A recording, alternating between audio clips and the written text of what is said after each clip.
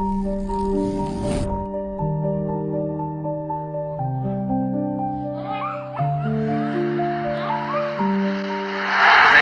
أنسات سادتي، السلام عليكم ورحمة الله وبركاته. والهدف الأول للنادي الأهلي في الدقيقة 4 من بداية اللقاء للمتألق. في اليوم ده أنا وكتير غيري واتولد جوانا الحكاية. حلوة حلوة حلوة يا وكيل، يا سلام.